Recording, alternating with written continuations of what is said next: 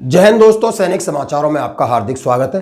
सबसे पहले हेडलाइंस, यानी एक फिटमेंट फैक्टर सभी के लिए हो लागू, और अब किस फिटमेंट फैक्टर की आज सुर्खियां हैं उसके बारे में बात करेंगे और इससे क्या फायदा मिलने वाला है, कितनी आपकी पेंशन होगी और कितनी आपकी पे बढ़ेगी। दोस्तों, आज तक हो, जी न्यूज हो, न्यूज 18 हो, यानी जो कल वीडियो हमने बनाया था, आज सभी अखबारों ने इसको प्रमुखता से छापा है। आखिर क्या निकल के आएगा, क्या लॉजिक दिया जा रहा है इस फैक्टर के ऊपर, क्या सर्कुलर 631 के हिसाब से ऑनरी नायब सूबेदार को नायब सूबेदार की पेंशन मिलेगी। एएफटी का आदेश तो निकल गया है, आखिर आदेश में कौन कौन थे और क्या लिखा है इसके बारे में बात करेंगे।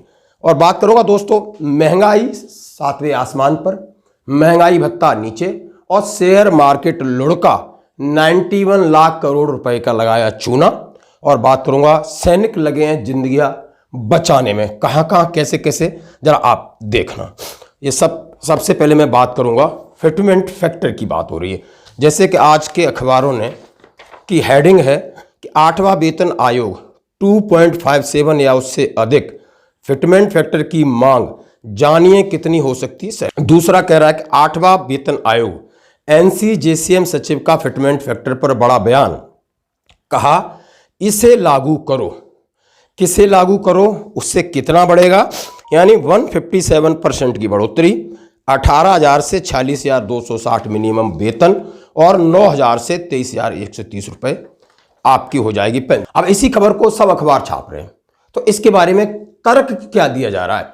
और जितने अर्थशास्त्री वो अपना एक तर्क है कि सरकार उतना अफोर्ड नहीं करेगी, लेकिन उन्होंने कहा अब 2.86 नहीं 2.57 होगा। और 2.57 7वें वेतन आयोग की तरह नहीं होगा।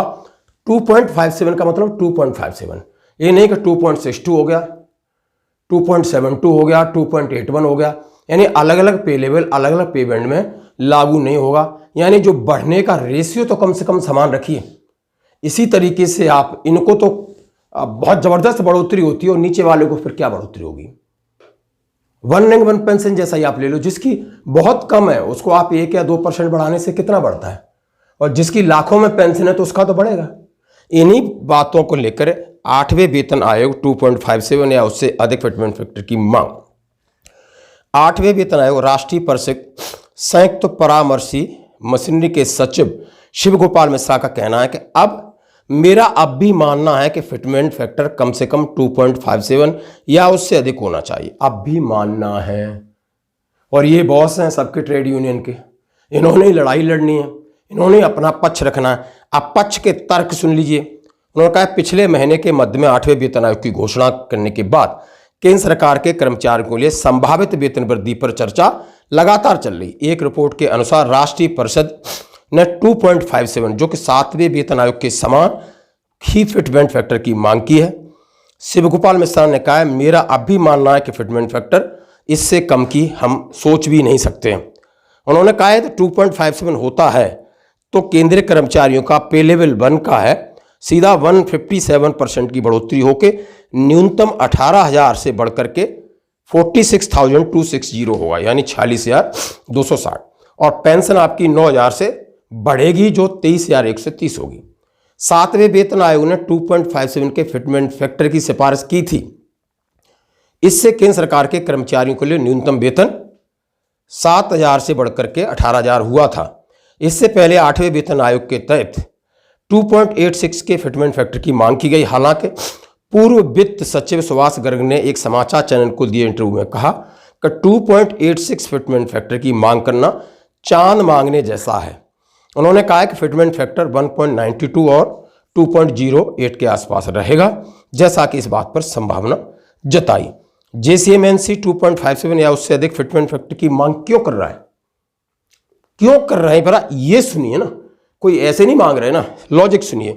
एनडीटीवी से बात करते हुए मिश्रा जी ने कहा कि 7वां वेतन आयोग ने 1957 के 15वें भारतीय श्रम सम्मेलन आईएलसी के प्रस्ताव पर न्यूनतम जीवन यापन मजदूर के लिए डॉक्टर कोड फॉर्मूले के आधार पर फिटमेंट फैक्टर 2.57 निर्धारित किया था। हालांकि मिश्रा ने तर्क दिया कि ये मानदंड पुराने हो चुके हैं और वर्तमान समय के मजदूरों की जरूरतों को नहीं दर्शाते हैं। 7वें वेतन आयोग ने 15वें आईएलसी मापदंडों के बारे में उन्होंने कहा है कि बहुत सारी चीज़ें बदल गई हैं और उनको आपको कंसीडर करना होगा।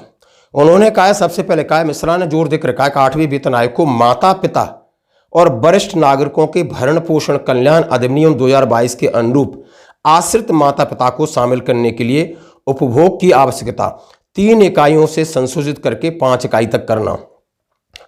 मुद्रास्फीति आधुनिक खर्चों को देखते हुए उन्होंने एक सभ्य जीवन स्तर को बनाए रखने के लिए उच्च फिटमेंट कारक की आवश्यकता पर जोर दिया।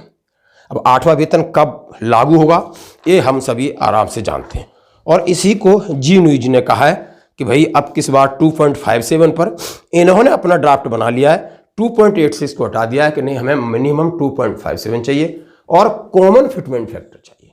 ये 2 बहुत बड़ी चीज़ें। अब उन्होंने जो फैमिली यूनिट्स को 3 से बढ़ाकर 5, क्योंकि उन्होंने कहा है कि सरकार का नियम है कि आप अपने माता पिता का भरण पोषण आजीवन करोगे तो आपको उन्हें भी उनकी जो भी खर्चा है एक्सपेंडिचर उसको भी कंसीडर करना है। तो ये बिल्कुल ब्लैक एंड व्हाइट पर सही है, इसमें कुछ नहीं है। आप 57 साल पुराने ढर्रे के हिसाब से दे रहे हो, इसका मतलब आप रिवर्स कैलकुलेशन कर रहे हो, आप अपने बजट के हिसाब से देना चाहते हो, लेकिन नहीं मिलेगा ऐसी उम्मीद है। तो दोस्तों बढ़ते हैं एक और अगली खबर की तरफ। हाँ जी दोस्तों, जैसा मैंने कहा, ऑनरी नायब सूबेदार को नायब सूबेदार की पेंशन मिलेगी। निर्णय तो मिल गया, लेकिन होगा क्या? जैसा आपके सामने देख रहा हूं कि कम से कम 58 ऑनरी नायब सूबेदार और 3 उनकी वाइफ ने court number 2 AFT principal branch में केस डाला। 19 पेज का जजमेंट है। ऑनरेबल जस्टिस अनु मल्होत्रा और ऑनरेबल रियर एडमिरल धीरज भिज। ये MA 2018 का है। उसमें लिखा है कि 1/1/2006 से ऑनरी जो नायब सूबेदार है उन्हें नायब सूबेदार की पेंशन सर्कुलर 61 के तहत दी जाए। अब ये जो आपने 19 पेज का पढ़ने के बाद मैं इसको कंक्लूड कर दूं, इसमें लिखा है कि आवेदक क्रमांक 1 से 58, यानी जो लिस्ट आप देख रहे हैं ना लोगों की लगी है, इसमें कई लोग हैं वो दुनिया भी छोड़ के चले गए हैं, क्यों 2018 से चल रहे थे केस। अभी आपको 10 फरवरी को इसकी सुनवाई हुई है। उन्होंने कहा है कि आवेदक संख्या 1 से 58 तक मृतक सो उनका एक कोरेजेंडम PPU इशू किया जाए।